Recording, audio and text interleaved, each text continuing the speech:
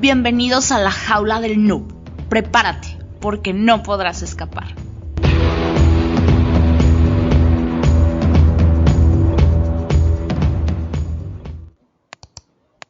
Hola, ¿qué tal?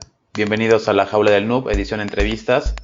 Y esta vez está con nosotros un investigador en la parte de ciberseguridad de la empresa Security. Su nombre es Hiram Alejandro.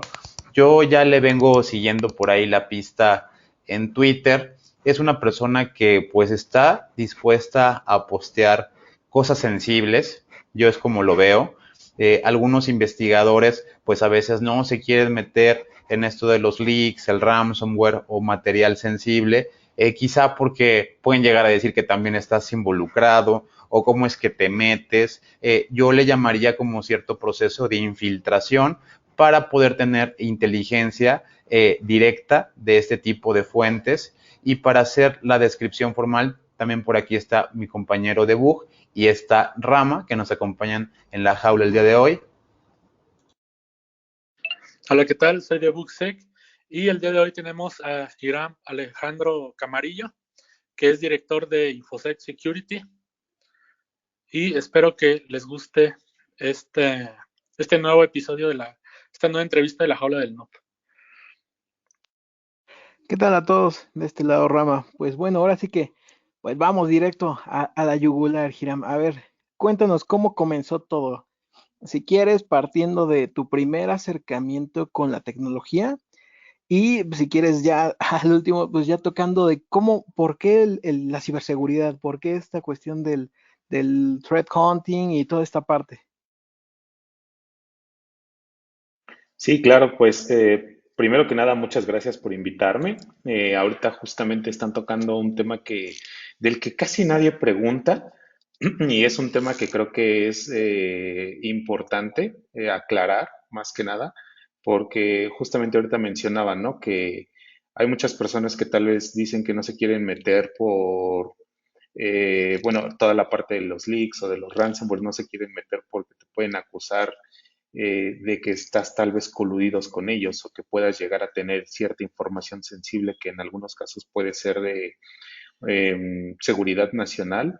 Y pues sí, me gustaría hablar de ese punto, o sea, yo creo que vamos a ahondar mucho en ese tema, que es algo que aquí en México yo creo que no se tiene muy considerado. Hay muchas personas que lo ven mal, hay muchas personas que lo ven bien. Obviamente las personas que están dentro de la deep web, digámosle así, o dentro de la parte negra de todo esto, también obviamente no les gusta que se exponga ese tipo de información, pero es algo que creo que todo mundo debe de saber y que debemos de voltear a ver ese tipo de situaciones, ¿no?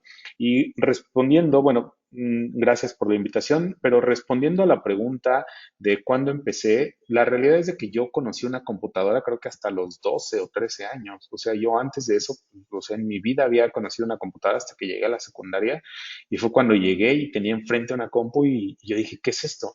Entonces el chavo, un amigo que estaba al lado de mí, me dijo, pues es una computadora, o sea, prende, aquí se prende.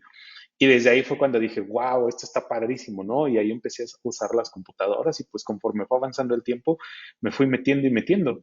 Y desde la secundaria, después la prepa, la universidad, pues fue cuando empecé a ver todo el tema de la ciberseguridad, qué es lo que había, qué necesitaba saber, y así fue el camino por el que me vine hasta el día de hoy.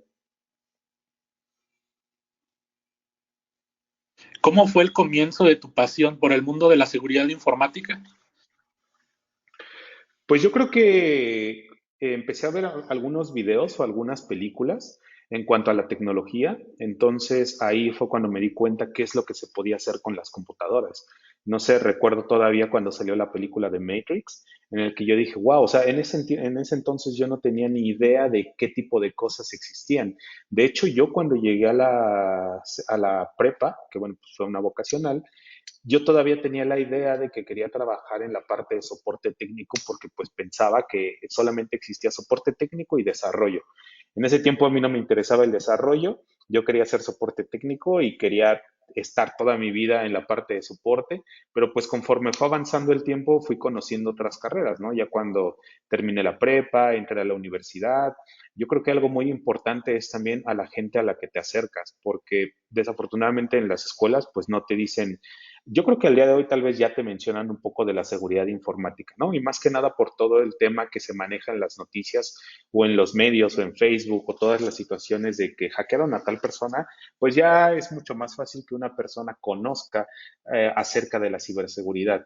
Pero antes, que les estoy hablando tal vez en el 2000, 2002, 2006, en ese entonces yo creo que era como un tema en el que no se hablaba tanto. Recuerdo que había una comunidad que es, creo que de Hacking México, que eran los que repartían también algunas o vendían algunas revistas que ellos hacían. De hecho, también cierta persona que era parte de Hacking México, recuerdo que a veces posteaba que estaba fuera de algún lugar o del metro o en Bellas Artes y que estaba firmando esas revistas. Y ahí fui conociendo un poco más acerca de qué otras revistas, qué hablaban esas revistas de ciberseguridad, y ibas conociendo como, ok, a esta persona, la sigues en las redes sociales, y así es como me fui metiendo. O sea, yo creo que es muy importante que tengas a alguien o que le puedas preguntar a alguien y que tenga esa persona la apertura como para explicarte, mira, esta carrera es así, puedes empezar desde la parte de TI, después te especialistas en ciberseguridad, y en ciberseguridad te puedes especializar en 20 cosas más y de esas 20 cosas te puedes especializar en 15 cosas, ¿no? Cada uno. No sé, yo creo que en algún momento hice como un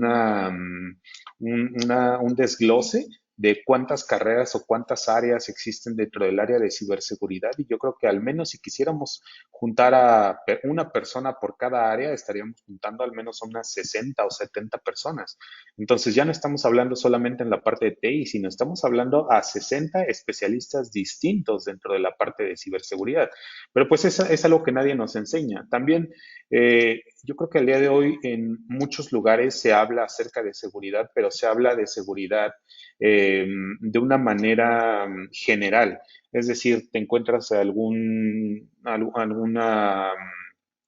evento de seguridad y alguien te va a hablar de vulnerability analysis, otro te va a hablar de pentesting, otro te va a hablar de social engineering, como de 10 o 15 cosas, ¿no? Que en realidad, pues ya si eres parte del mundo de la seguridad, pues ya las conoces, pero quieres saber un poco más. Por ejemplo, ahorita lo que está de moda es el threat hunting, está de moda también el cyber threat intelligence, o sea, hay muchas cosas que están surgiendo pero pues que no todo el mundo habla de ellas, ¿no? No sé si tal vez sea porque no les gusta o porque no lo conocen, pero la realidad es de que en Europa y en Estados Unidos y en otros países pues son especialidades ya muy maduras y que si tú ves los reportes, los análisis que hacen, pues dices, wow, o sea, esto no es de ahorita, sino esto tiene tal vez 10 o 20 años y gracias a esos 10 o 20 años que ellos tienen de experiencia solamente en esta área, pues han logrado generar este tipo de herramientas, infraestructura, etcétera. Entonces, creo que sí es muy importante a quién te acercas y de qué fuentes, ¿no? Son las que empiezas a tomar para conocer un poco más y a partir de ahí, pues tú ya decides cuál es el camino al que quieres seguir. Bien, creo que nos ha sido muy claro. Algunas cosas a mí me interesan porque tienen que ver con la Deep Web, tienen que ver con este conocimiento quizá profundo, incluso tienen que ver en algún momento con bandas dedicadas al cibercrimen o que están haciendo actividades maliciosas.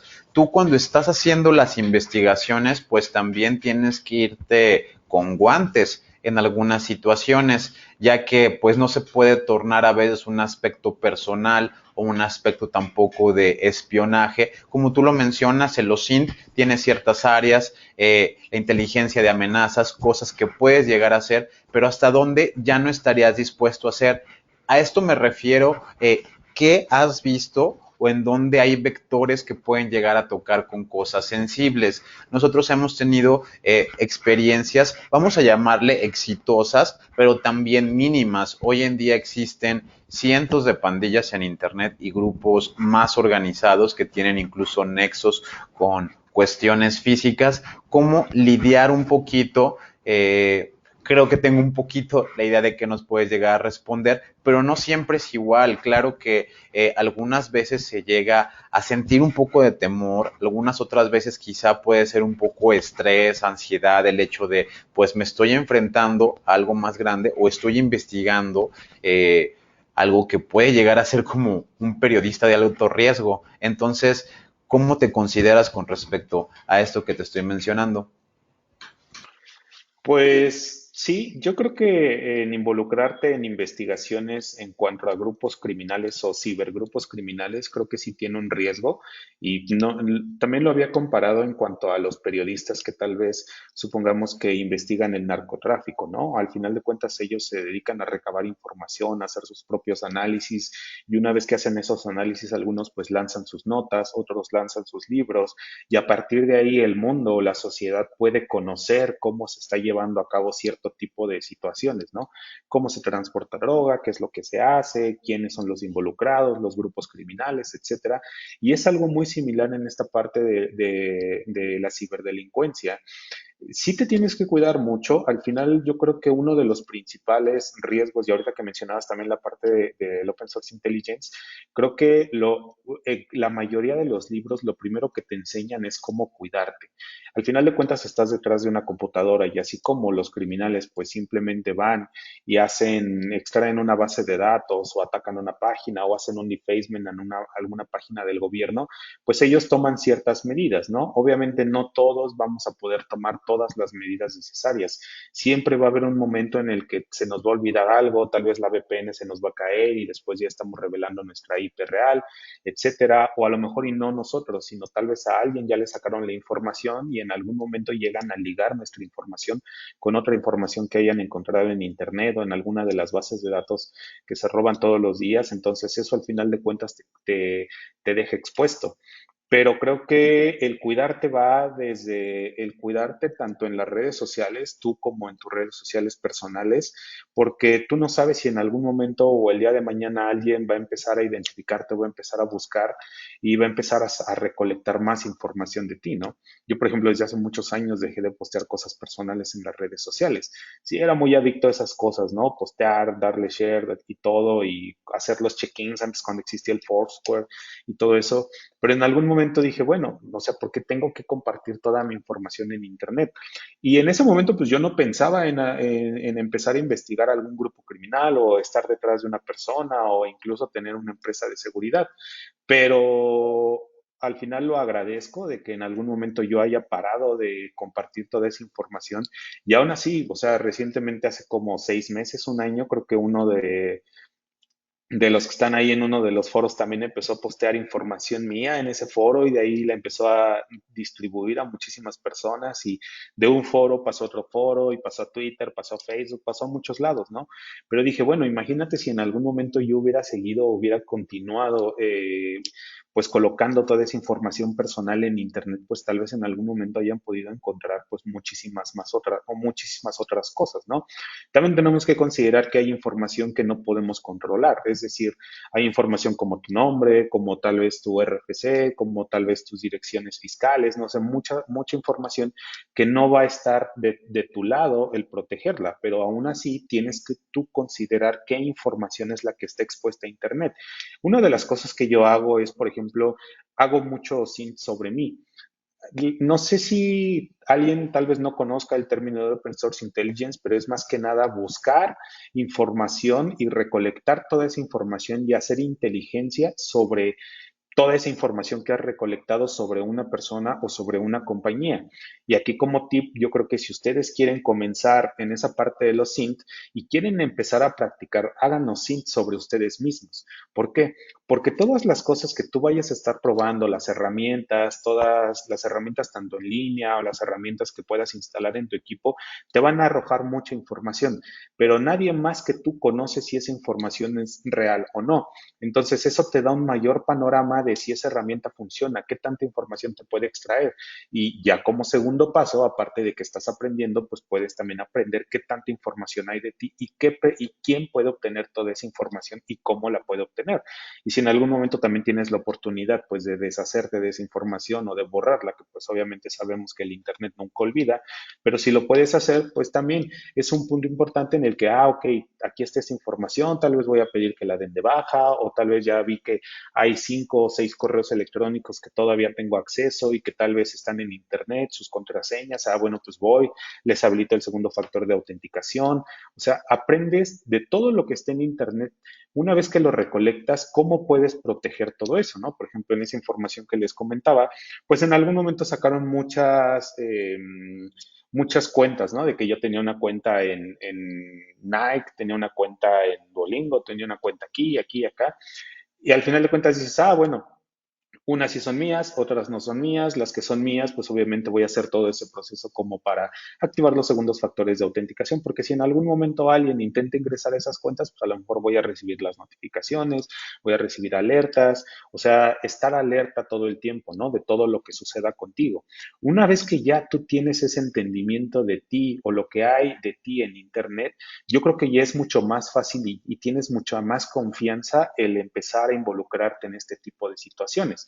Porque si en algún momento ellos empiezan a sacarte toda la información, la realidad es de que pues sí te deprime, ¿no? O sea, te deprime, te estresa, hay días en los que tal vez puedes pensar que vas a salir de tu casa y alguien te va a estar esperando, ¿no? Porque tal cual como lo comentaban ahorita, o sea, ahorita muchos grupos criminales no nada más están en el Internet, sino también ya tienen muchos nexos con algunas bandas que están dentro, pues físicamente, ¿no?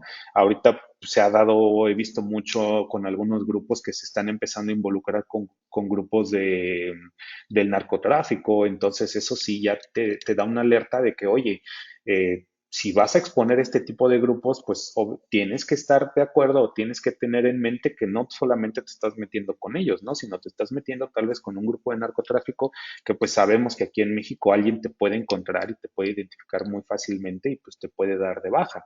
Entonces, son muchas cosas, sí te tienes que cuidar, pero al final yo creo que también un punto importante es cómo vas a comunicar esa información o cómo vas a comunicar las cosas que estás encontrando. Tienes que tener también pues no podría decir yo una metodología, pero tienes que tener lineamientos personales en los que tengas que decidir entre, tengo esta información, es información muy importante, ¿y qué hago con ella? ¿La posteo o no la posteo? Si la posteo, ¿cuáles van a ser las implicaciones tanto para ti como para si en algún momento tal vez el gobierno, que alguien, nunca va a faltar en el gobierno que alguien no entienda qué es lo que estás haciendo o que tal vez lo estás haciendo, digámosle, con temas periodísticos o con temas de investigación, pues ellos se van a sentir ofendidos y en algún momento pues pueden ir contra ti, ¿no?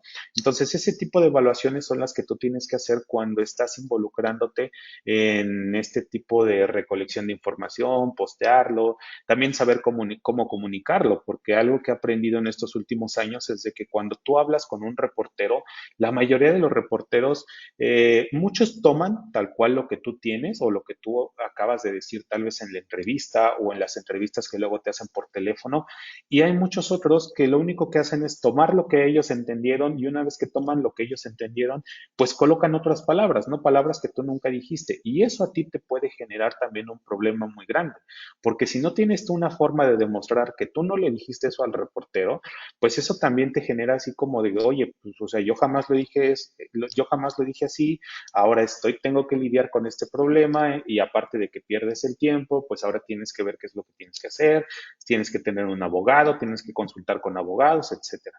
Pero pues yo creo que es parte de la experiencia. Yo creo que de las últimas veces recuerdo que uno de los hackeos que tuvo el gobierno de México, me habla un reportero de un periódico y me dice, oye, me empieza a hacer varias preguntas y me dice, oye, bueno, entonces podemos concluir o puedes decir, me dijo tal cual, puedes decir que el hackeo se debió a que el gobierno recortó los gastos y nunca se dieron cuenta y los atacantes sí se dieron cuenta de eso y entraron a la organización y fue culpa del presidente, ¿no? Yo le dije, obviamente no, pero pues en ese momento ese güey me dijo, o sea, nada más me dijo, bueno, está bien, muchas gracias y me colgó. Y tal cual lo puso en el periódico, ¿no? Yo dije, bueno, y ahí es cuando vas aprendiendo de cómo tienes que decir las cosas y cómo tienes que expresarte con personas que tal vez no hablan todo un idioma de tecnología. Entonces, te enfrentas a muchas cosas, tanto a los que estás exponiendo como a los que están malinterpretando la información o lo que estás colocando, también como a las personas que están transgiversando esa información. Y pues al final de cuentas te digo, o sea, tienes que tener tus lineamientos como para saber en qué momento y cómo postear esa información y qué información sí debes de postear o no. Hay mucha información que yo no posteo, que simplemente se queda ahí porque entiendo ciertas implicaciones y pues en lugar de generar polémica, pues mejor me evito eso, me evito problemas y ahí lo dejo. Ya cuando considero que si hay información que tal vez que tal vez las personas deban de conocer, la realidad es de que yo posteo muchas cosas más que nada como para avisarle a todo el mundo, ¿no? Al día de hoy, si una compañía tiene un hackeo, obviamente ellos jamás lo van a hacer. Como también tuve una experiencia con una empresa que reparte paquetes en motocicletas, y de hecho el CEO fue y me buscó en Twitter y me dijo, oye, ¿sabes qué? Me estás arruinando el negocio y solamente lo estás haciendo por generarte publicidad para ti, para tu bla, bla, bla empresa, bla, bla, bla. Y dije, güey, a mí no me culpes, culpa a tu gente, que no, cúlpate a ti que ni siquiera tienes la capacidad como para contratar a alguien de seguridad que te haga una buena seguridad en tu aplicación porque ya te sacaron toda esa información. Entonces, ese tipo de situaciones son a las que te enfrentas y yo creo que pues el tiempo te va enseñando qué es lo que tienes que hacer y qué es lo que no tienes que hacer. Sí, totalmente de acuerdo. Creo que has sacado bastantes puntos importantes y desde tu perspectiva yo creo que, pues sí, ¿no? Es a lo que has tenido que enfrentarte. Y justamente sobre esa línea quisiera que no nos fuéramos. ¿Cuál ha sido como esta misión de inteligencia que tengas fresca, que digas, esta fue la que más quizá trabajo más complicada fue? Pero pues obtuve el resultado que esperaba o más de lo que esperaba. ¿Cuál fue? Así, si quieres, no nos des detalles, pero más o menos cuéntanos un poquito. Pues yo creo que de las más representativas y creo que más ayudó al menos a los mexicanos fue la investigación que hicimos de las aplicaciones de COVID-19. Cuando empezaba la pandemia, obviamente nosotros también nos bajó mucho el trabajo, nos bajó a cero en algunos meses, entonces no teníamos absolutamente nada que hacer y pues todo el mundo estando confinados y la única forma de comunicarse con las otras personas era a través de internet y luego el gobierno viene y saca unas aplicaciones y esas aplicaciones ni siquiera le hacen ciertos escaneos de seguridad o ni siquiera le hacen un pen testing, pues entonces en ese momento dije, bueno, pues alguien lo tiene que hacer, ¿no? Y tengo el tiempo, pues lo voy a hacer.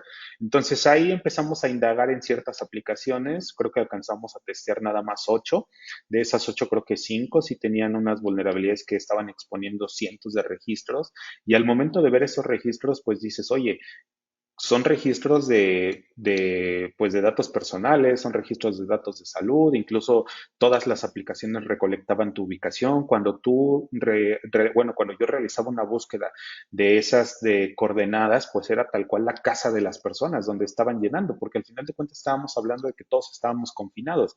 Entonces tenías una seguridad de tal vez del 90% de que las coordenadas eran las coordenadas de la casa donde vivía esa persona. Ahora, si te ponías a indagar tal vez más y querías buscar específicamente a una persona, pues ahí estamos hablando de que estabas exponiendo físicamente ya, o sea, pasabas de la parte digital a la parte física al exponer a una persona que tal vez alguien podía tener acceso a esa información y ya que tenía acceso a esa información, pues simplemente podía ir a buscarla a la casa y pues tal vez hacerle algún daño físico, ¿no? A él o a su familia, algo así. Entonces, yo esperaba una respuesta mucho más, ¿cómo le podría decir? Una respuesta mucho más mala, tal vez, del gobierno, en el que tal vez nos podían acusar de que estábamos haciendo pruebas que no teníamos el permiso para hacerlo, pero obviamente decidimos nosotros primero notificarlo, la segunda vez quien no nos contestaba, notificarlo la tercera vez. Dije, bueno, hay muchas cosas o hay muchas vulnerabilidades que estas personas pues no han resuelto. La única forma de hacerlo es hacerlo público porque si yo no tengo la capacidad como para presionarlos que resuelvan esta situación, pues tal vez el público o la gente o los medios van a tener esa presión para que alguien tome cartas en el asunto y lo haga. De hecho, hablé con uno de los secretarios de salud de uno de los estados y él tal cual me dijo, ah, sí, lo voy a revisar. No lo revisé, le volví a llamar, me dijo, ah, sí, ya lo estamos checando. Un mes después me dijo, ¿sabes qué? Pues no hemos tenido tiempo y eso ahorita no importa, ahorita lo que importa es la pandemia. Y dije, ah, bueno, pues entonces lo voy a publicar, ¿no? Y yo creo que eso fue como un impacto, no sé qué tanto haya llegado hacia todas las personas, tal vez en la República, pero de todas las aplicaciones, al menos creo que una fue la que nunca contestaron, nunca hicieron absolutamente nada, pero las otras 5 o 6 que sí tenían cierto tipo de vulnerabilidades, pues las cerraron. Y al final, pues estamos hablando de que al menos alguien ya hizo algo y esos datos que se estaban exponiendo anteriormente, pues quedaron protegidos. Los ataques informáticos pues siempre han existido y han evolucionado, pero ¿tú consideras que durante la pandemia estos aumentaron? Sí, aumentaron demasiado y más que nada porque te digo, o sea, todo el mundo estaba confinado y no deben, por ejemplo, los ataques no los debemos de concentrar simplemente en que van a venir de México, ¿no? Sino estamos hablando de que si tú estás exponiendo algo hacia Internet, ya sea un servicio, una aplicación, un servidor, lo que sea, al final es accesible para cualquier persona alrededor del mundo. Y de hecho, yo en los foros he visto, o sea, desde que empecé a postear ese tipo de información, empecé a ver más tráfico de mexicanos en esos foros. En segundo lugar, empecé a ver más tráfico en las bases de datos, porque si te vas tal vez a un 2019, a un 2018, no había tanta información que se estuviera compartiendo. Y al día de hoy, yo creo que si entras a uno de los foros más famosos, al menos hay 10 publicaciones que se hacen de bases de datos que o alguien está regalando o alguien está vendiendo. Pero pues todo eso, si lo revisas de la cantidad de posts y la cantidad de información que se está colocando ahí, pues sí tiene que ver mucho el tema de la pandemia. Y la realidad es de que así como yo pude hacerle pruebas a esas 5 aplicaciones, pues hubo otras personas que simplemente se encontraron tal vez no una aplicación de México, sino una de Colombia y ellos viviendo en Francia o en Inglaterra o en cualquier otro país, pues también tuvieron ese tiempo. Y no sé, ustedes, yo creo, supongo, o sea, creo que también han hecho tal vez algún pentesting, pero pues cuando tú empiezas a hacerle pentesting a una aplicación y ves que encuentras una vulnerabilidad que puede traerte algo más, como que te enganchas, ¿no? Entonces, si a nosotros nos pasa eso, pues a alguien que tiene una motivación de que va a obtener dinero al vender esa información o reputación en alguno de los foros, al regalar esa información, pues creo que la motivación es un punto importante demasiado grande y el encierro fue lo que potenció mucho. Entonces, también muchas personas entraban a los foros, empezaban a preguntar en ese tiempo y ya que estaban preguntando en esos foros, ahorita tú ves esos mismos usuarios y ahorita ya están compartiendo bases de datos que han colocado y que se han robado de hace 1 o 2 meses, etcétera. Entonces tuvieron tiempo para estudiar y eso también pues potenció mucho en el que muchas empresas, bueno, y también un punto importante es que muchas empresas pues empezaron a migrar a muchas cosas a la nube o empezaron a exponer sus servicios porque era la forma en la que sus usuarios se podían conectar a sus redes internas. Entonces eso también fue como una puerta abierta, ¿no? Imagínate, te pones a estudiar y empiezas a encontrar cada vez más empresas que están abriendo sus puertas y sin seguridad, pues entonces en realidad lo que hizo el COVID fue convertir al mundo digital en un laboratorio para todas las personas que empezaban en todo el tema del pentesting y tal cual lo hicieron y ahorita estas son las repercusiones.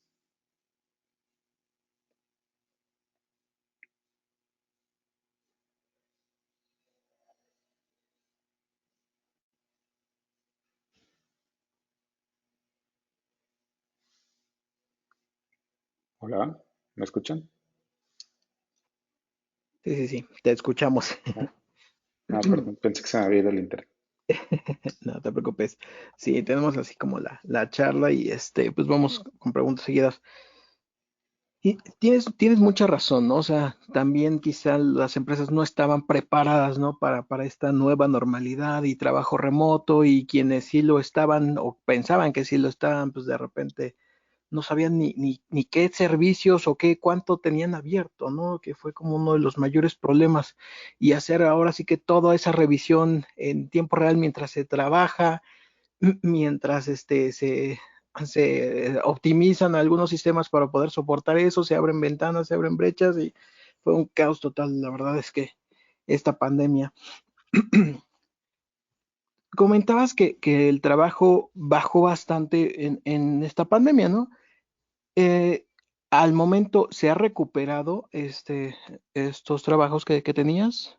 O sigue como todavía, digamos, menguando esta parte del, del trabajo que tienen, las investigaciones, me imagino?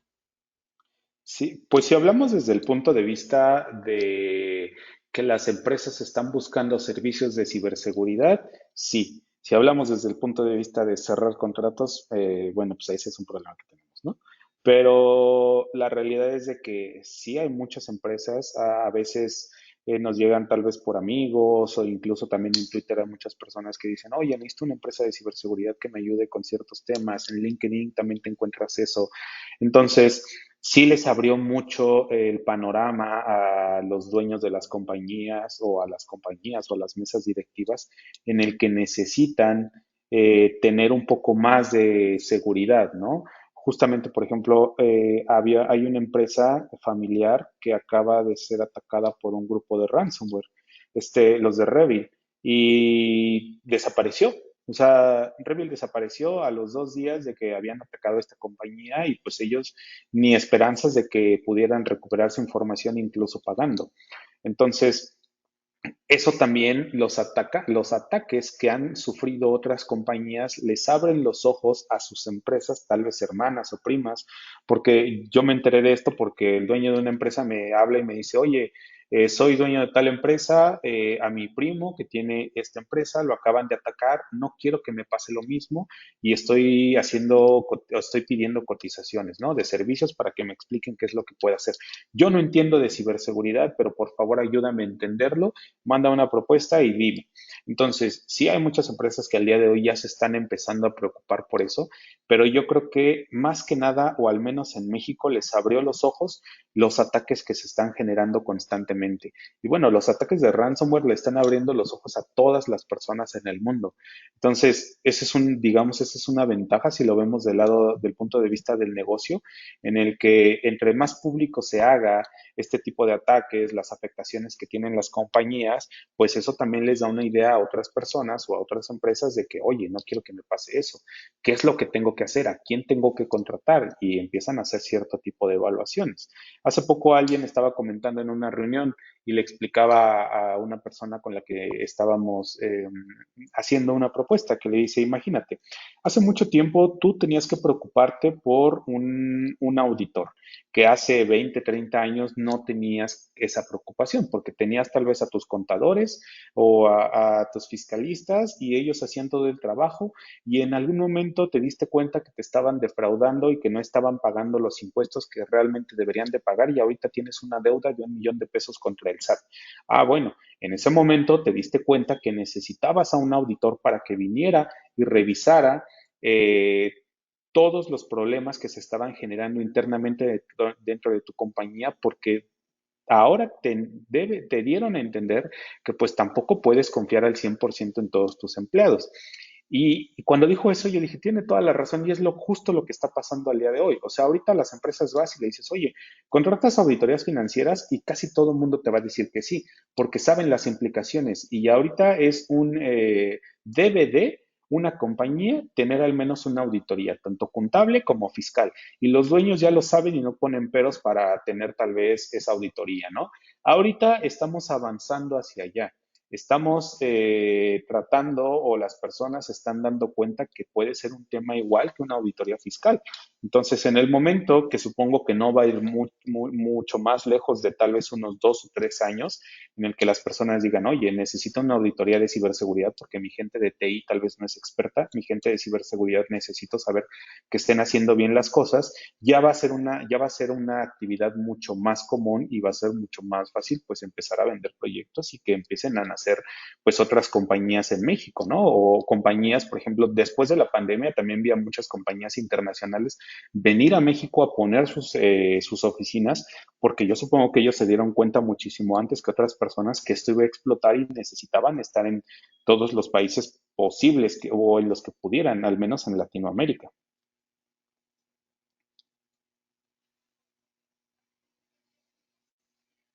Bien, ahora sí ya tengo de regreso mi micrófono. Me toca debug, si quieres luego te toca a ti.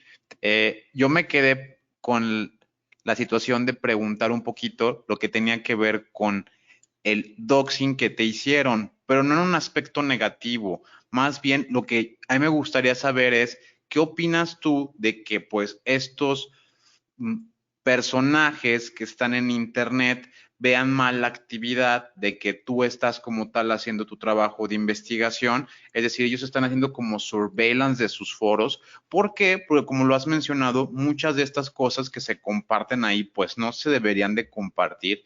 A mí me impresiona mucho el hecho de que muchos de estos sitios tienen como tal protecciones, o sea, ya no son sitios que ahí los dejan sin protección para negación de servicio o que cualquier SQL injection o cross-site scripting los afecte de una manera significativa. No, ellos saben que tienen como estos assets digitales. Creo que también se nos está yendo un poquito explicar a las personas que a veces compras como tal créditos o ellos manejan estas subeconomías en donde pues el acceder a estos archivos, a estos repositorios, a estos malwares, a estos libros ilegales o a este software ilegal, pues también hacen que tenga un cierto valor monetario que luego ellos convierten. Bueno, para los que están en casa, un doxing es cuando aplican el OSINT, como lo ha mencionado Hiram, pero en tu contra y entonces te atacan, pero a veces pues el que posteen por ahí tu INE o tu CURP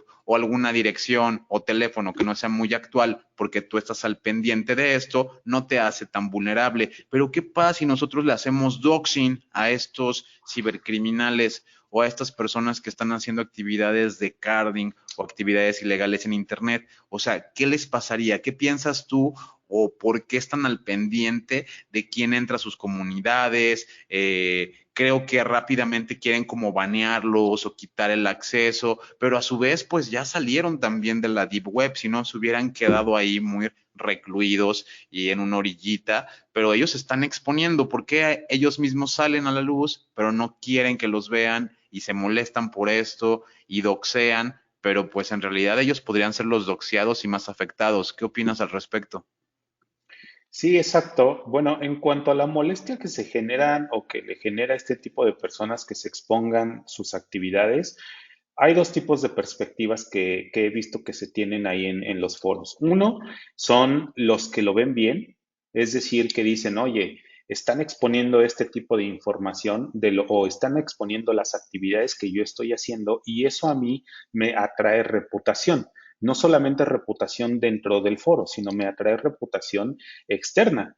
No es lo mismo que yo solamente poste ciertas cosas donde no todo el mundo está en ese foro, entonces solamente me van a conocer los del foro, sino esta persona ahora lo que está haciendo es, ok, lo está posteando en internet y ahora yo, o tal vez gracias a esos posteos, vienen y me empiezan a buscar, empiezan a abrir, tal vez si estoy compartiendo una base de datos, me empiezan a dar más crédito, empiezo a generar más dinero, empiezo a generar tal vez un poco más de confianza dentro de la comunidad.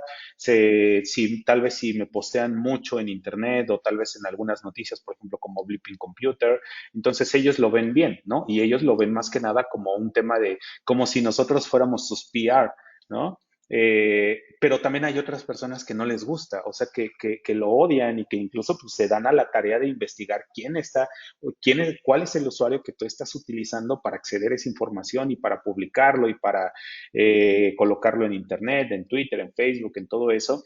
Pero para los que lo ven mal, o sea, la realidad es que yo no lo entiendo, ¿no? O sea, al final de cuentas, si lo están posteando, si no quieren que se haga público, pues simplemente que no lo posteen o que hagan un post o que lo manden por DM o que lo empiecen a vender de otra forma o que no coloquen tal vez el nombre de la compañía. O sea, hay muchos grupos que saben bien que no deben de ser, que en algún momento ellos pueden terminar en las noticias y no lo publican. De hecho, por ejemplo, en los foros rusos eso hacen. En los foros rusos no te mencionan ni qué compañía es, solamente te mencionan tal vez qué es lo que hace la compañía, el revenue que tiene anual, el número de empleados, o sea, te dan mucha información de la compañía, pero no te dicen exactamente quién es. Entonces, ellos saben hacer su venta, ¿no? Quieren hacer su venta underground, pero también que no se vean expuestos ni tampoco que alguien de la compañía se dé cuenta que están vendiendo esa información y aún así siguen haciendo sus transacciones y aún así siguen vendiendo y aún así siguen obteniendo dinero, pero pues las otras personas que postean, colocan su nombre, que colocan a qué empresa es, cuántos registros son, o sea, que colocan todo un análisis, pues entonces yo digo, ¿para qué lo están posteando, no? O sea, si no quieres que salga, pues simplemente toma las medidas para que nadie tome tu post y lo coloque en Twitter o en Facebook o en otra red social y ya. Pero no, o sea, sí, la realidad es que no he logrado ver por qué les molesta tanto. La realidad es de que hace unos años sí me importaba mucho y sí me preocupaba, pero pues ahorita ya ni me interesa, ¿no? Si empiezan a doxearme o empiezan a colocar información mía. O sea, la realidad es de que desde hace mucho tiempo, pues de las cosas que postean, o por ejemplo en mis redes sociales o en mis cuentas de correo electrónico, todos los días se reciben así notificaciones de que alguien intentó entrar a tu cuenta de correos desde la dirección IP de tal número, ¿no? Y a veces ni siquiera utilizan una VPN porque vienen del mismo país, ¿no? Y no es una VPN, sino es una dirección IP normal. Ese tipo de situaciones son las que vas aprendiendo también, ¿no? De, ok, hasta dónde pueden llegar y qué es lo que pueden hacer y qué les molesta y qué no les molesta. De hecho, también a veces yo posteo cosas de las personas que les molesta, simplemente es para fastidiarlos un poco más, ¿no? Sé que no les gusta, pues entonces todavía lo hago más. Ahora, con el tema no recuerdo cuál era la otra pregunta, perdón, la segunda. Pues realmente nada más era saber qué piensas tú de doxearlos de regreso, porque ellos se Ah, sí. sienten muy cómodos, pero ¿qué pasaría si tú expones toda su información también? Mira, yo creo que doxearlos a ellos públicamente está mal. ¿Por qué? Porque al final de cuentas hay entidades y hay otros investigadores que están haciendo ese tipo de investigaciones sobre estas personas. Si tú llegas a postear esa información que ya tienes de alguien que tal vez, no sé, hay como tres o cuatro, hay como cinco personas en uno de esos foros que postean mucha información de mexicanos, y los tenemos bien localizados. O sea, si nosotros posteáramos la información de esas personas, lo único que harías es que ellos cambien de cuenta, cambien de correos electrónicos, o sea, que hagan lo mismo que yo les platicaba en un inicio. Ah, ok, ahora ya vi toda la información que tienen de mí, voy a eliminarla y entonces voy a cambiarla y voy a aparecer con otro nombre, pero pues tal vez, o con el mismo nombre, pero con otro tipo de información para que ya no lleguen a mí, ¿no? Entonces, cuando tú posteas o haces ese tipo de doxeos de estas personas, yo creo que lo único que estás haciendo es poniéndole trabas o poniendo piedras en el camino para todas las personas o las entidades gubernamentales que los están investigando, porque pues si hay entidades gubernamentales que también los tienen bien identificados, saben de qué país son, saben qué están haciendo, saben qué tanta información, si ellos la sacaron, si se las vendieron, etcétera. Entonces, yo desde mi punto de vista creo que el doxing hacia esas personas pues estaría mal, más que nada porque pues al final de cuentas nos dedicamos a investigar y a intentar atrapar a esas personas y saber quiénes son, pero si en realidad eso no te interesa o si no te interesa, si en algún momento le tiras la investigación a una compañía o a una entidad gubernamental, pues simplemente hazlo, ¿no? Y si lo vas a hacer, también yo creo que tienes que considerar que te vas a tener a las consecuencias, porque al final de cuentas estamos hablando de una comunidad. Si tú te metes con uno de ellos, te vas a meter con dos o tres o cinco o 10 personas. Y no solamente uno va a estar buscando información sobre ti, sino van a empezar a buscar mucha e incluso información que tú jamás has descubierto en internet sobre de ti, pues ellos la pueden tomar y pueden a lo mejor llegar incluso hacia su familia y tal vez en algún momento tocas alguna fibra muy sensible y esa fibra, pues te digo, llega tal vez a algún grupo criminal que opera en la parte física y no en la parte digital, entonces ahí ya te estás exponiendo tú. Si estuviéramos hablando de un país en el que tal vez los países regularan o soportaran a este tipo de investigaciones, a las compañías o a los investigadores independientes, pues tal vez ahí ya tendríamos tal vez una confianza de que tenemos un poco de protección y que te estamos colaborando y que así como tú colaboras con las entidades gubernamentales, pues vas a recibir al menos un apoyo, ¿no? O una ayuda en el caso en el que alguien te esté tal vez atacando o te esté amenazando, cualquier otro tipo de situación. Pero pues estamos hablando de México, de América Latina, no es algo que vaya a suceder, ni tampoco espero que suceda, que alguna entidad te pueda respaldar, incluso ni ellos a veces se pueden cuidar. y creo que sí es muy peligroso que empieces a doxear a esas personas, pero si lo vas a hacer, pues la única forma es doxearlo, pero pues doxearlo a las autoridades, ¿no? Aquí está toda la información, soy tal persona, encontré esto, esta es su actividad, este es su ID de usuario, este es su correo electrónico, se comunica con tal persona, y yo creo que eso es muchísimo mejor que exponerte tú, tanto digital como físicamente. ¿Usted cómo ve actualmente la seguridad en las redes sociales? Las redes sociales son una mina de información, o sea, la realidad es de que, por ejemplo, veo más podcasts de seguridad en español, veo también más spaces en Twitter de seguridad en español, también veo en Facebook muchas noticias de seguridad en español, pero por más cosas que nosotros, aunque seamos muy repetitivos, ¿no? Es como los doctores que nos repiten todo el tiempo de lávate los dientes o come sano, ¿no? O no bebas tanto alcohol. O sea, al final de cuentas a muchos de nosotros no nos importa un carajo eso. Entonces a las personas es lo mismo. Y al momento de utilizar sus redes sociales, pues ni siquiera tienen los controles ni parentales, les dan los celulares a sus hijos. Por ejemplo, ahora que he estado viendo, hay muchas personas que están investigando a los niños porque los niños quieren ser youtubers. Y lo que hacen ellos es empezar a obtener información de los videos que postean los niños, ¿no? Por ejemplo, he visto muchos que hacen como el tour en tu casa o tour o 24 horas en, en mi casa de Cuernavaca o 24 horas o 72 horas en no sé dónde. Entonces de ahí se recolecta muchísima información y las redes sociales, pues si tú empiezas a hacer open source intelligence sobre las personas, yo creo que es el punto principal en donde debes de iniciar una búsqueda y a partir de ahí, hay muchas veces que si quieres investigar a una persona ni siquiera necesitas irte a otras redes sociales más que a Facebook y desde ahí puedes obtener mucha información. Y las personas solo entienden la seguridad hasta que alguien llega y los amenaza o les manda información que pues ellos no saben de dónde la sacaron, pero creen que tal vez están en su computadora o están en su teléfono. Sí, claro, a fin de cuentas, abrir las puertas al malo, ¿no? Y bueno, todas las ventanas y desgraciadamente quizá un niño no tiene la suficiente madurez o conciencia para darse cuenta de toda la información que está exponiendo. Sí, sí es algo, la verdad, Sí, lamentable. exactamente. Sí, bueno, a ver, este podcast se llama La Jaula del Noob. ¿Alguna experiencia que nos quieras contar en donde tú crees que fuiste un noob? Pues en primero, para cuando empecé a ver todo el tema de la ciberseguridad, o sea, yo de plano, yo creo que estaba en la vocacional, yo no tenía idea de por dónde empezar, qué es lo que tenía que hacer, qué temas tenía que empezar a leer, o sea, no tenía absolutamente nada de idea. Tenía idea de, ahí yo en la vocacional salí como desarrollador, ¿no? Entonces desarrollaba, tenía, no sé, gestión de bases de datos, sistemas operativos, entre otras cosas de TI. Pero aún así, con todas esas cosas que a mí me estaban enseñando en la escuela, yo no tenía idea de hacia dónde ir o dónde empezar para yo involucrarme en el tema de la ciberseguridad. Ya lo escuchaba, escuchaba también algunas noticias había algunos programas de radio que a veces hablaban de algunas noticias de seguridad informática, pero jamás en la vida te decían, esto lo encuentras así, o tienes que estudiar esto, o existe una especialidad o este es el camino que tienes que seguir.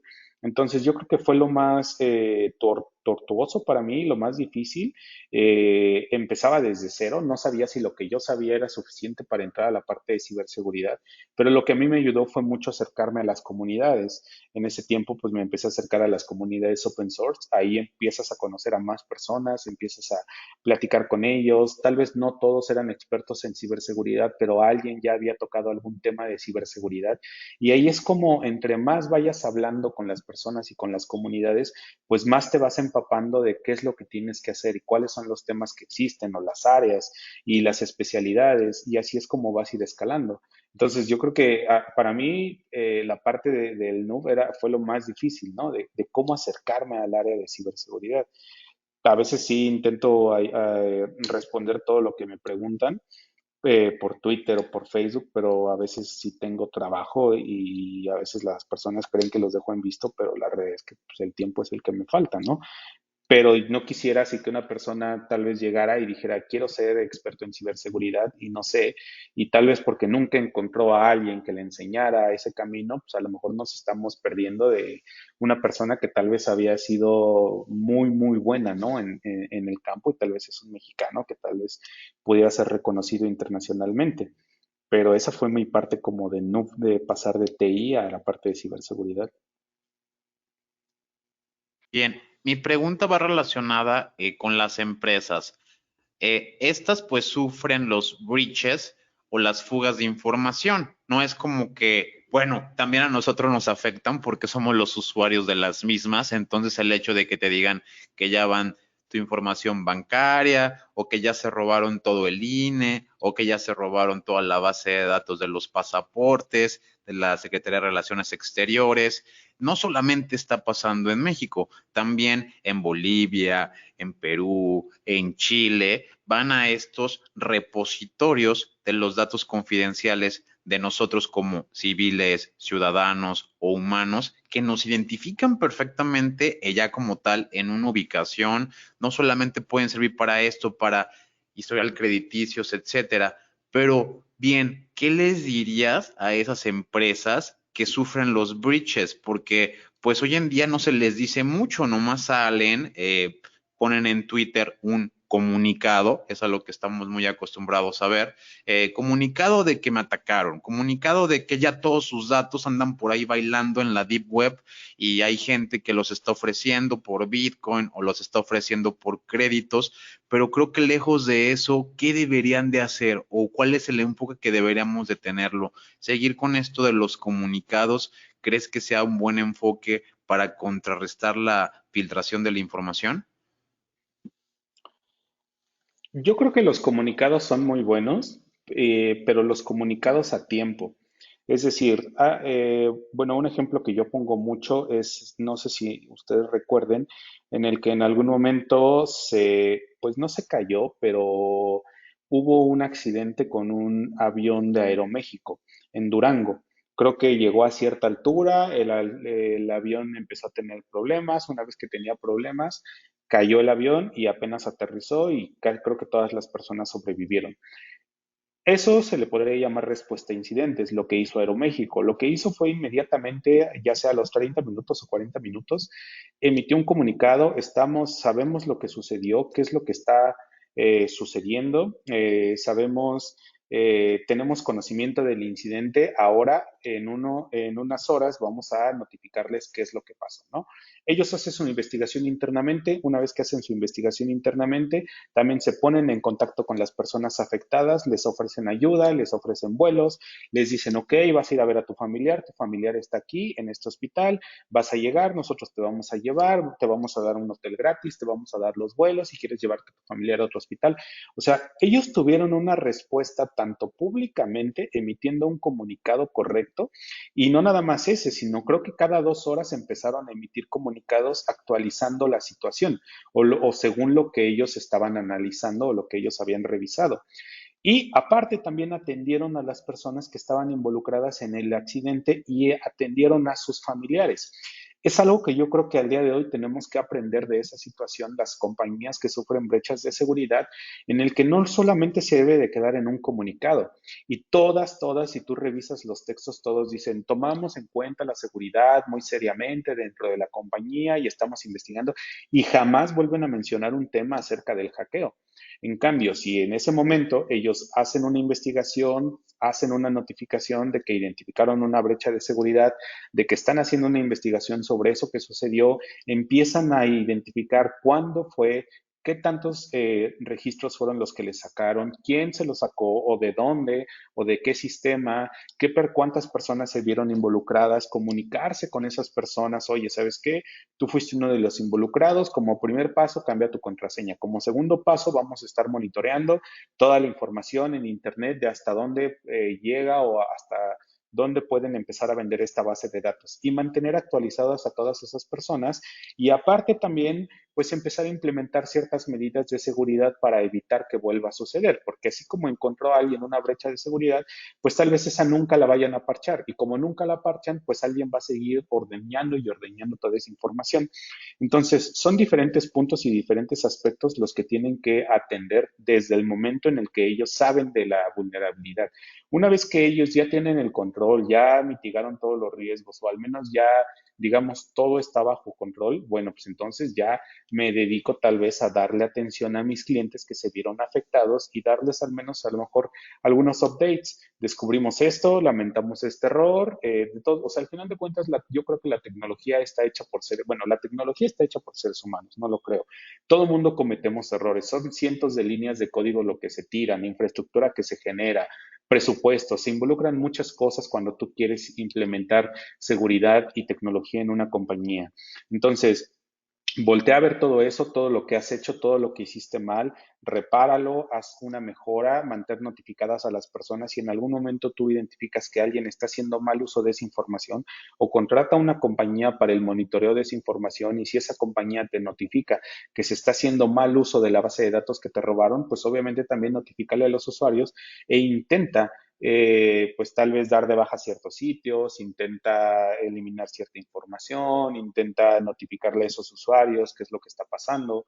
O sea, más que nada es todas las acciones que se pueden generar desde una brecha de seguridad, pero pues que al día de hoy las empresas simplemente con un comunicado lo hacen. De hecho, me ha tocado como en 2 o 3 compañías que nos han hablado para que les ayudemos, se han ido con otras compañías y al final de cuentas siguen teniendo la misma vulnerabilidad de donde le sacaron esa información.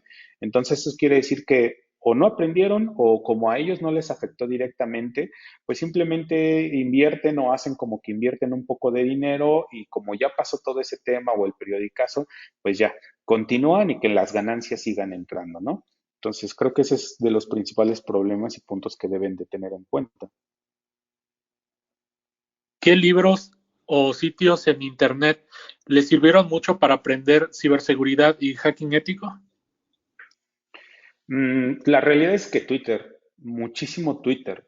O sea, el seguir a personas tanto técnicas y no técnicas, o a cuentas, por ejemplo, de Kidsploit, de Hacker News, Eleven Pats, seguir las conferencias tal vez de Dragon Jar, seguir las conferencias de Black Hat, las conferencias de BookCon, todas esas conferencias de seguridad a mí me abrieron mucho el panorama. Entonces, para mí me ayudó mucho tanto YouTube como Twitter. Una vez que tal vez en algún momento alguien decía, oye, lean este libro, pues, si se me hacía interesante y si es un tema que ya conozco y es un tema que me gusta, pues simplemente iba y lo compraba. Pero la realidad es de que todo lo he sacado de las redes sociales y aparte, yo creo que también tiene mucho que ver de cómo aprendes, ¿no?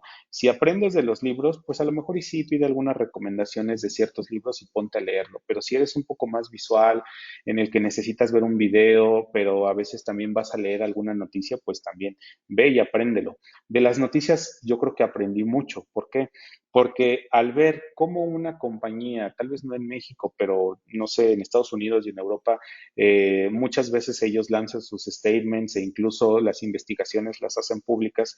Cuando tú empiezas a leer acerca de esas investigaciones o esas notas que a muchos no les gusta porque no son notas técnicas, pero puedes aprender tanto los vectores de ataque, cómo lo hicieron para explotar la vulnerabilidad, cómo lo encontraron, las fallas que la compañía notificó públicamente de que, ok, por ejemplo, los de Mossack Fonseca, ¿no? Bueno, dejaron un servidor expuesto, nunca lo actualizaron, porque nunca lo actualizaron, el Apache explotaron la vulnerabilidad y a partir de ahí entró a la red, no tenían una segmentación de red y todo eso. Entonces, el aprender de los errores de los demás a través de las noticias te ayuda también a ti a entender qué es lo que tienes que cuidar cuando tienes que proteger a una compañía, tanto donde estás trabajando o tú como consultora, y pues te da una experiencia que siento que no lo vas a encontrar en un solo libro, pero que sí lo puedes encontrar en la combinación de libros, videos y redes sociales como Twitter. Sí, justamente, pues la verdad es que tienes la razón, ¿no? De cada persona con sus métodos de aprendizaje, pues sabrá como la mejor manera de buscar, pues el conocimiento, siempre y cuando pues tenga la iniciativa, ¿no? De estar buscando. estaba viendo, ahorita que andabas hablando, me metí aquí se llama Security, ¿verdad? Sí, security, de buscar. Security, O sí, sí, es que veo que es como de SIG, de rastrear, sí, exacto. sí, de localizar objetivo. Ok, ¿cuándo nace Security? Security nació hace 6 años aproximadamente, bueno, ya formalmente, ¿no? Porque antes mi socio, que es Mohamed, él es de Egipto, él estaba obviamente en Egipto trabajando, él trabaja desde su cama, tal cual lo dice el güey, em, porque él se dedicaba al bug hunting y pues yo sí me empecé a dedicar al tema de la ciberseguridad cuando entré a Deloitte. Entonces ahí empecé a aprender, él estaba en Egipto, en algún momento nos contratan en línea, que es un e-commerce, y cuando nos contratan en línea, no, pues me lo presentan y se sienta al lado de mí y empezamos a trabajar, ¿no? Yo llevaba casi toda la parte de por afuera aprendía la parte técnica, pero ahí internamente llevaba muchas cosas de seguridad de la información, muchas cosas aburridas, ¿no? Y empezamos a platicar una vez y me dice, oye, ¿sabes qué? Yo tengo una empresa que se llama Security, le empecé, a veces me buscan algunos amigos o algunas empresas pequeñas, hago ciertos servicios, pero pues ahora que estoy aquí en México, pues podemos hacer algo tú y yo, ¿no? Y empezamos a platicar, yo creo que tardamos 2 años entre la plática, entre que si lo hacemos, no lo hacemos, conseguir un cliente, trabajar mientras estábamos trabajando en línea. Y a partir de ahí fue cuando tomamos una decisión de, oye, pues sabes qué, si queremos hacer esto en grande, pues tenemos que renunciar. Y eso fue hace como 5 años de que dijimos, bueno, pues vamos a seguir trabajando, renunciamos, juntamos dinero y a partir de ahí, pues así fue como nació la empresa. Bien, a mí me gustaría preguntarte cosas que tienen que ver en cómo se monetizan. Sabemos que eso del cibercrimen pues obtiene mucho dinero y el contraste sería más a hacia dónde crees que se dirijan, ya que pues todo tiene un fin. Algunas veces, pues lamentablemente en México no estaba tan avanzado ese tipo de situación de los cárteles, o eran pequeñas células, o fueron siendo grupos, no se atenden las cosas a tiempo y pues se van subiendo de tono, por decirlo de alguna manera. ¿Tú crees que por lo menos en Latinoamérica, no estoy hablando como tal de Medio Oriente, sino en Latinoamérica, en este continente, veamos algunos ejemplos de lo que podría llegar a ser el ciberterrorismo? Es decir, que estos grupos ya no estén como tal únicamente focalizados en el objetivo económico de estar robando o estarse enriqueciendo vendiendo estos servicios, que ahora pues todo es crimeware as a service, ahora ya todo te lo rentan, ni siquiera las personas ocupan demasiado conocimiento para poder acceder a esto mismo. Y pues no sé, a mí a veces me incomoda mucho pensar en el desenlace o cuál es el objetivo final de estos grupos, o tú los ves más como pequeños individuos ególatras que buscan enriquecerse y trabajan de manera solitaria, o cada vez se están asociando y trabajando en grupos también del lado contrario, que no necesariamente la seguridad informática ni el hacking ético. Eh, bueno, digámosle, el ciclo de vida de un cibercriminal es empieza a aprender, se empieza a interesar por la parte de ciberseguridad, empieza a buscar tal vez algunos cursos, empieza a buscar tanto los puede pagar o hay muchas personas que pues, no tienen los recursos para pagarlo y todo lo hacen a través de su computadora. Una vez que ellos ya tienen cierto tipo de conocimiento, empiezan a hacer pruebas sobre sistemas que existen en Internet. Una vez que ellos empiezan a darse cuenta de todo lo que pueden hacer, empiezan a estudiar y a estudiar más. Una vez que ellos ya llegan a ese punto en el que pueden llegar a generar toda su, pues pueden, digamos, llegar a sacar una base de datos o llegar a sacar información de una compañía, en ese momento empiezan a descubrir los foros o tal vez a la par empiezan a descubrir los foros o los canales de Telegram o tal vez empiezan a platicar con otros, tal vez, digámosle, criminales que están incluso también en Facebook o en Twitter, se empiezan a mensajear. Una vez que ellos ya se empiezan a involucrar en ese mundo, pues empiezan a postear todas las actividades que ellos estén haciendo, ¿no? De, oye, por mínima que sea, muchos postean, oye, saqué esto, oye, tengo esto, oye, quiero hacer esto, empiezan a hacer preguntas. Entonces, una vez que ellos ya empiezan a hacer preguntas y empiezan a ser identificados por las demás personas que están dentro de un foro o dentro de un grupo, empiezan a tomar notariedad. Entonces, una vez que ya empiezan a generar una confianza entre ellos, empiezan a... de ahí pasan a la parte de una colaboración en conjunto. Muchos colaboran en conjunto internamente, pero ellos tal vez postean la información como una sola persona, porque pues ellos han decidido trabajar como una sola persona.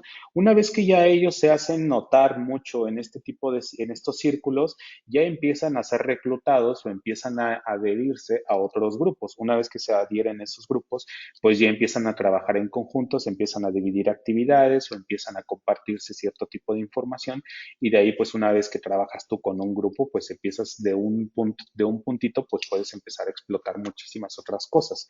Entonces, así es como es el ciclo de vida por lo general de lo que hemos visto de la mayoría de los criminales que han llegado a estar en un grupo. Hay otros que sí deciden ser en solitario, muchos de ellos porque en algún momento tal vez hayan sufrido, pues tal vez hayan tenido ahí alguna fricción con alguna persona dentro de un grupo o con otro grupo.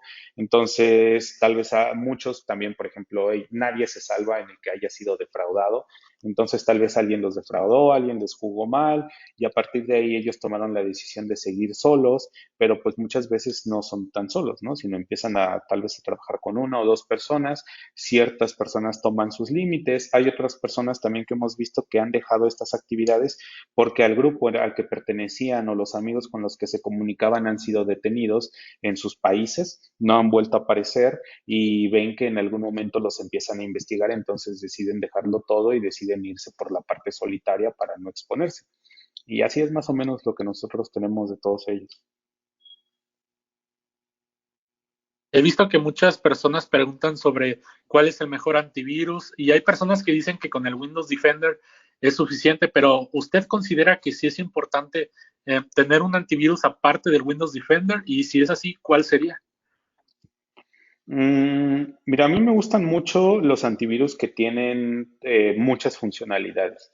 Por ejemplo, nosotros trabajamos mucho con Kaspersky.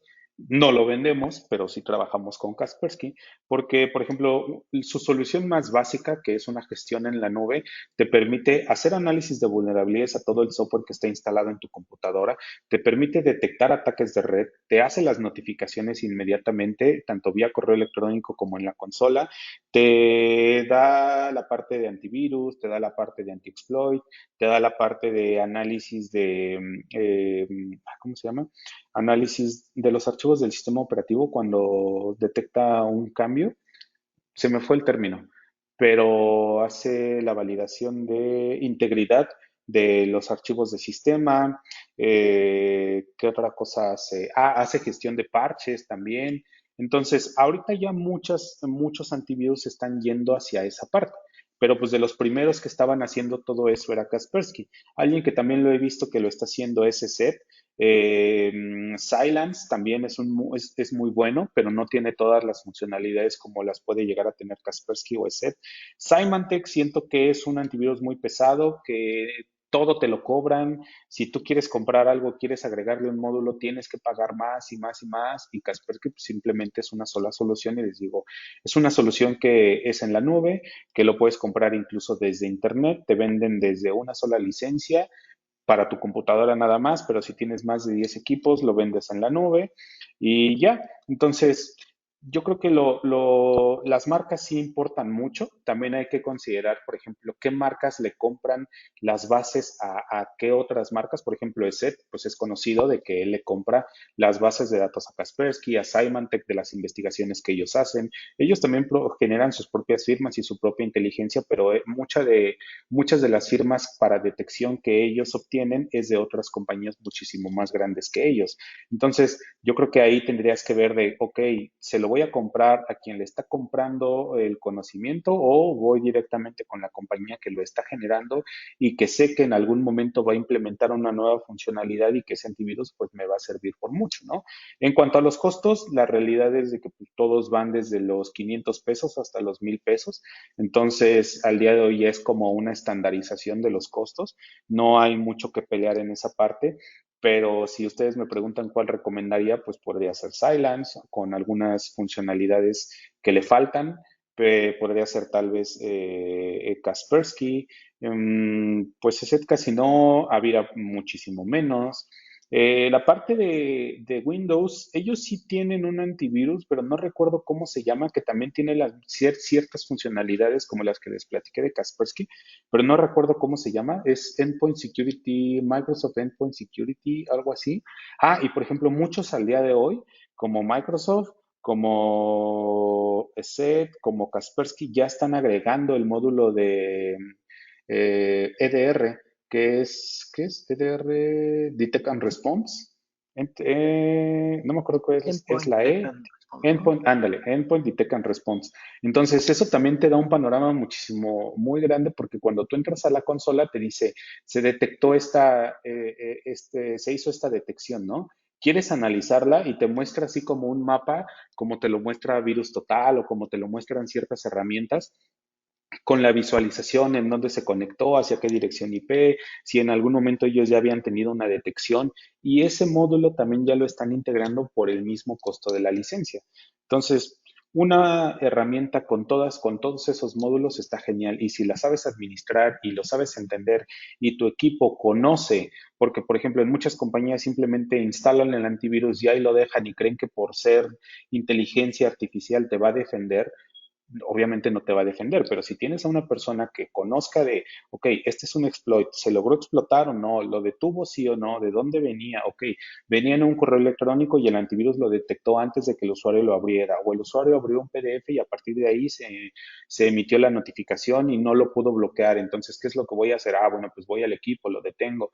O sea, trabajo junto con el área de TI, pero sí es mucho, lo que importa es la herramienta y que se gestione esa herramienta y quién está gestionando esa herramienta. Sí, totalmente de acuerdo. Pues sí necesitas como una persona atrás, ¿no? Que lleve todo el threat hunting de las amenazas que vayan cayendo o posibles amenazas, que vaya descartando falsos positivos y muchas cosas que quizás la IA podría hacer mal o podría estar pasando por alto.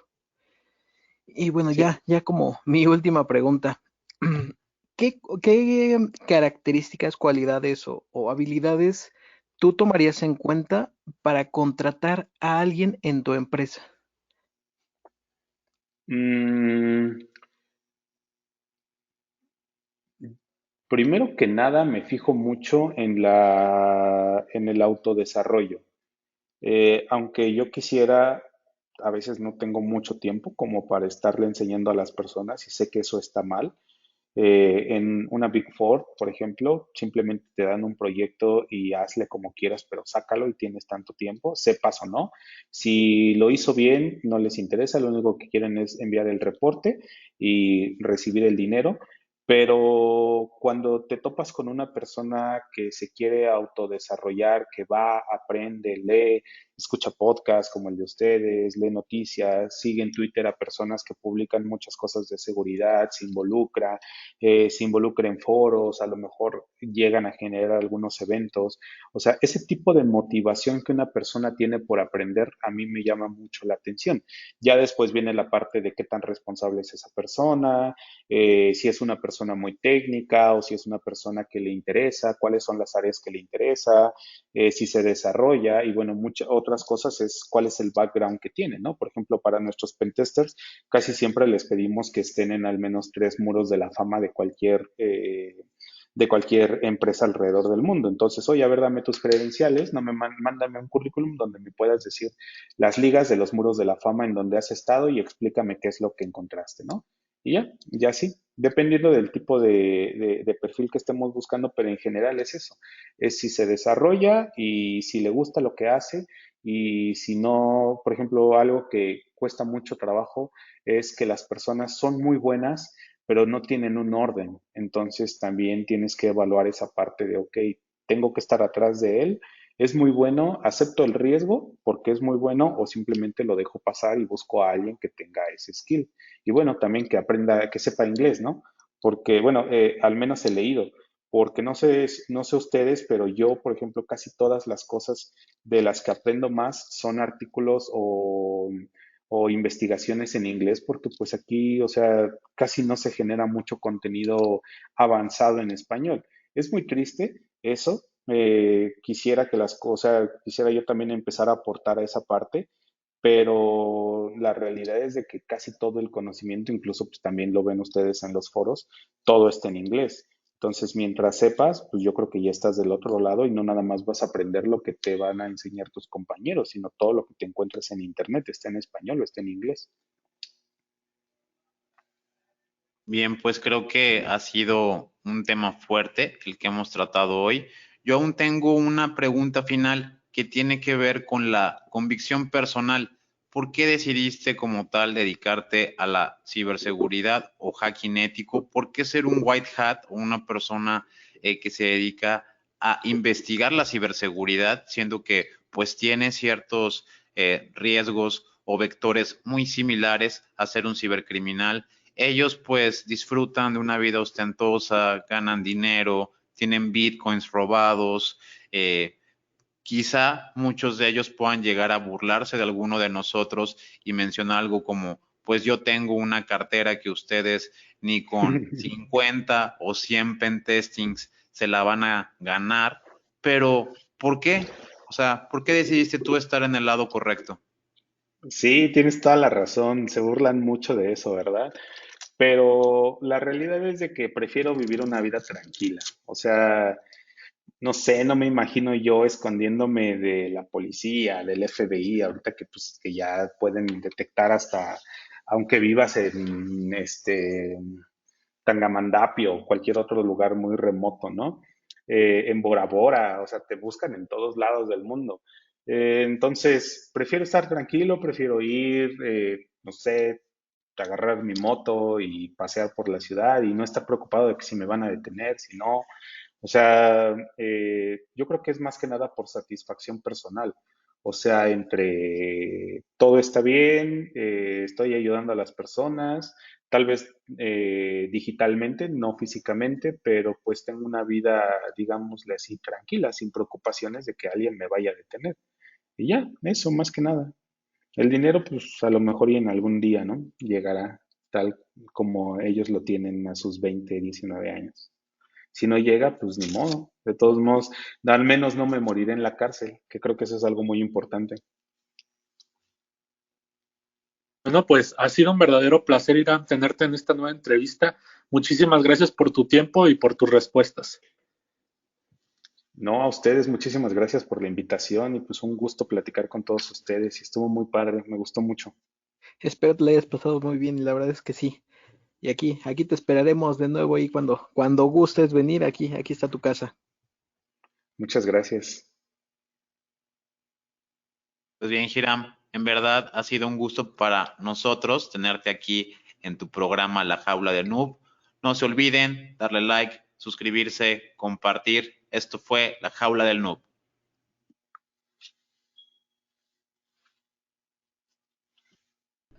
Gracias por habernos acompañado. No te pierdas el próximo episodio.